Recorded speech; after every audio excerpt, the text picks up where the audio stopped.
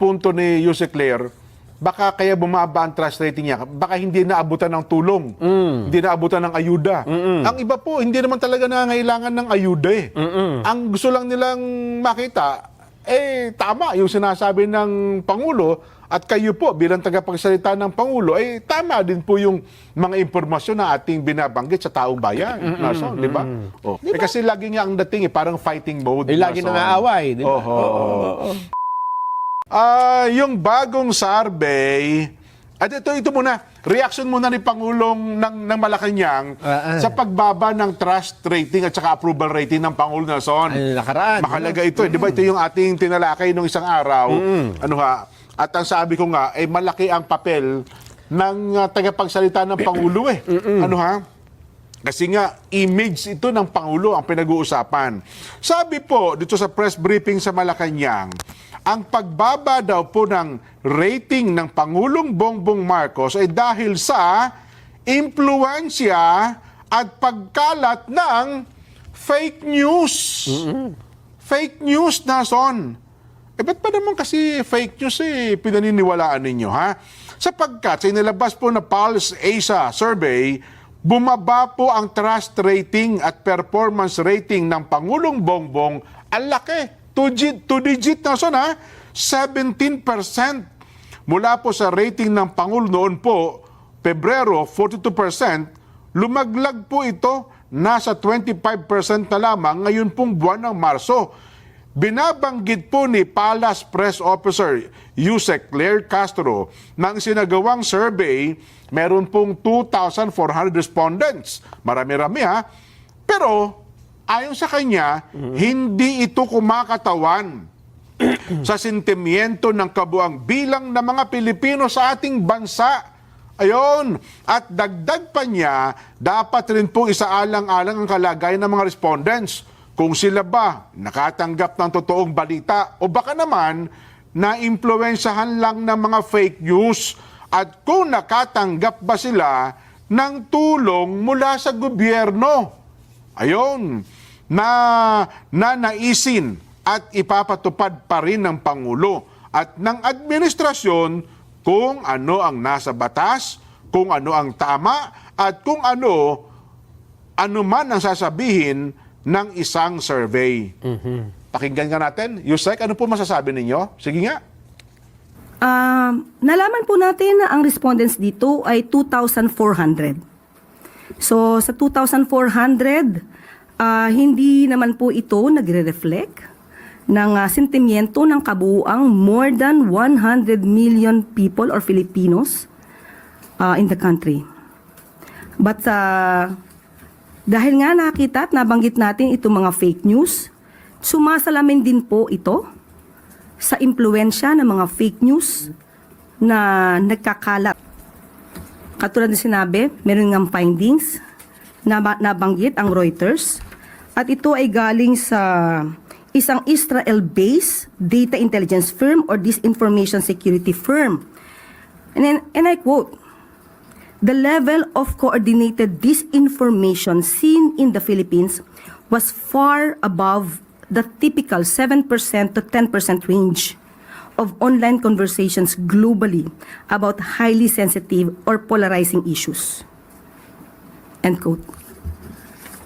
So, kung ang mga tao man na ito ay nagbigay ng kanilang mga opinyon, maharahil ay bunga ito ng mga fake news.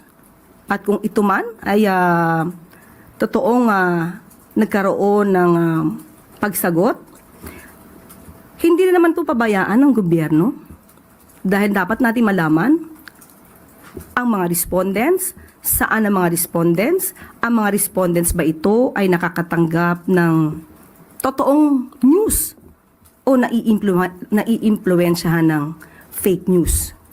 So ang mga respondents ba na ito ay hindi nakakarating ang tulong ng gobyerno? So dapat din po nating malaman ito sa parte ng administrasyon. At kung ano man po ang nagiging desisyon ng Pangulo at ng administrasyon, at ito'y magre-reflect sa isang survey na naisin pa rin po at ipapatupad pa rin po ng Pangulo kung ano ang nasa batas, kung ano ang tama, at hindi kung ano po ang sasabihin sa isang survey. Yun. Ayun. Malinaw. malinaw. Oo. Ang ganda. Ang ganda nung ano nila ngayon, ha? Parang cinematic yung... May mga angle na ngayon ng Angulo, shots, ha? Palagay ko may bagong director, ano? Hindi, baka tinuruan na ito. Alam mo naman si Kuya Jay Ruiz, di ba? Si Secretary, di ba? Reporter niya, tsaka alam din ng mga angulo, eh. Pero Okay nakita mo, may side view na ngayon, tapos may galing sa malayo na galing, ha? Oh, Pasok, ano? ganda ng mga shots, ha? Secretary Claire, ha? Congratulations po, ha? Eh, yung sinabi naman ng ano, Ayos naman. ayos na yung mga sinabi. Ayos yan. Di, bukas itanong natin, Tama. siguro, dapat bang isisi sa fake news? Ano, kasi yun ang pinupunto eh. Kaya bumababa daw ang trust rating at saka ang popularity rating ng Pangulo dahil po sa fake news. O sige ha. Direk, tandaan nyo nga yun, ano, dapat bang isisi sa fake news ang pagbaba ng popularity rating at saka trust rating ng Pangulo? Pero ako sa akin, ano man ang dahilan yan, Oo. huwag na nating tingnan. Ang tingnan natin, siguro, ang talagang tendency bumaba eh. Di ba? Well, tama sinabi ka. na natin yan noon pa. Sa di ba? loob ng 3 taon.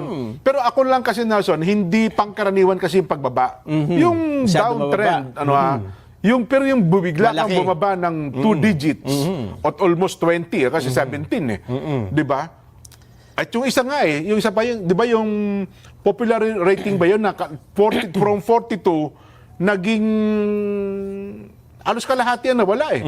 'Di ba? Yes. Oh. Kaya ang ano ko nga dito, Jen, una-una ay tama naman sinabi ni Atty. Claire. Pero hindi dun sa fake news yan. Ha? Oo. Kundi dahil dun sa, siguro ang gusto niya sabihin dito, ang dami na ngayong gumagamit ng social media. Okay. So yung awareness ng tao na, alam naman, Jen, kapag ang tao ngayon, di ba, habang tumatagal ka sa posisyon, Oo. maghahanap yan ng accomplishment, Tama, di ba? oo. Kapag may mga disgust sila, naibubulalas nila Totoo. sa social media. Hindi kagaya noon, walang social media masyado. Sa mainstream media lang. Oho. Kung ano lang sabihin, yun lang ang napag-uusapan. Pero ngayon, dahil meron ng social media, mas maraming hahanapin ng tao. Ayun. Ngayon, ito ay challenge sa administrasyon. Oho. Dapat ganun ang tingin nila di ba? Kaya nga. Kasi meron pa namang nalalabing kulang 3 taon. Oo. Di gawin natin kung ano man yung... Makikita nyo naman, huwag nyo na sabihin ito ay fake news o ito lang ang totoo. Oho. Kung ano yung sinasabi nila dyan, ano yung nireklamo nila, Oh, kasi makikita mo na sa resulta Oo, no? oo. Oh, may analysis yan eh. bigyan mo na lang ng tugunan na lang. Yun. Kasi kung gagamitin mo yan sa debate, usapan, Oo. hindi tataas yung numero eh. Kasi ang gusto niya ipunto ni Jose Claire, baka kaya bumaba ang trust rating niya, baka hindi naabutan ng tulong, hindi naabutan ng ayuda. Ang iba po, hindi naman talaga nangangailangan ng ayuda eh. Ang gusto lang nilang makita, tama yung sinasabi ng Pangulo at kayo po bilang tagapagsalita ng Pangulo, tama din po yung mga impormasyon na ating binabanggit sa taong bayan. Di ba? Oh. Kaya ang sabi nga natin dito, di ba, sabi na natin na noon pa ay dapat mas maraming tungkol sa kung anong ginagawa. Yan. Kaysa dun sa sinasagot mo lang, di ba? Totoo. Yung mga Kasi, batikos. kasi alam mo, ang problema kasi lagi ang administrasyon talong-talo ng negatibo. Talo lagi. Lagi. Samantalang nasa kanilang lahat ng buong kapangyarihan. Ano? Di ba, ganyan, kung may fake news kayong alam, sagutin nyo kagad. Wala nang masama dun eh. Di ba? At yung sagot dapat, Jen, Oo. kasi ito ang siguro hindi nila napapansin, Oho. don't shoot the messenger. Ayun Diba? naman. Oho. Kasi Halaga yung message, hindi yung messenger. Yung may sinasabi si Jen. Oo. Alam mo namang, halimbawa, sinabi niya, batikos lang ito, wala namang... Oo. Huwag mo nang isama si Jen, huwag mo nang isama sa... Oo. Sasama kasi ang loob nung nagdadala ng balita, di ba? Sagutin mo yung... Dahil lalo gagawa ng kung ano-ano yan, di ba? Oo. Ipaliwanag mo na lang na walang nasasaktang damdamin. Yun. Ganun na lang dapat. Di ba? kasi lagi nga ang dating parang fighting mode. Lagi Nelson. nangaaway, di ba? Oho. Oo.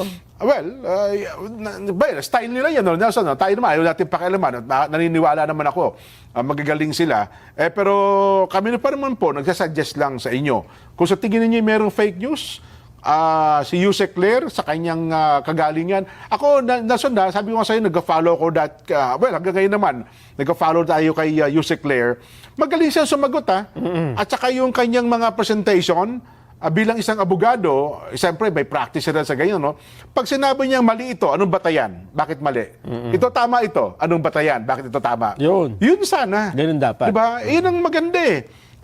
Matututo ang tao at ma-realize na, ganun pala. Katulad sa programa natin. Oo. Hindi naman Diba? natin sinasabing lagi tayong tama eh. Ayaw naman. Pagka tayo nagkamali, sasabihin, ay, teka muna, mali pala itong Oo. nabanggit namin kanina. Ayun. Kasi importante lang ho naman, gusto ng tao, magpakatotoo lang tayo eh. Di ba? Oh. Ayun, nasa sa inyo po yan. Kung ayaw nyo naman, discuss. Sabi nga naman ni Jose Claire, kung ano ang nasa batas, hindi kailangang, hindi naman po ito beauty contest na para tayo ay magpataasan sa survey. Pero siyempre ho, barometro natin ang survey. Kasi ano yan public perception. Yun. Public perception yan. Oho. Sabihin nyo nang yan napakaliit na porsyento, importante pa rin. Oho. Importante pa rin na na-address natin yan. Kasi sabihin na natin yan ay maliit, Oho. habang maliit, i-address mo na. Yung, Di ba? Naalala ko nga yung, di ba, yung sabi nila, yung tayo ay, may nag-cut nung ating video na ito sabi yung impeachment ni BP Sara ba yun? Ganun. Pero simple lang sinagot natin. Nag-isip ko, hindi po totoo yun. Ang sinabi po namin, tapos. Wala nang nagpakalat, kinabukasan. Kasi kung ipapakalat nila yun, di halatang Yun. ng ano sila ng fake news, di ba? Oo. Nagpapakalat. Kasi kung si Secretary, alam naman ni Secretary Claire, ako naniniwala, ang daming staff ng PCO, kasi makikita, may monitoring naman sila. Boss, fake news ito, sagutin agad natin. Di ba? O ito, mali ito, sagutin agad natin yan.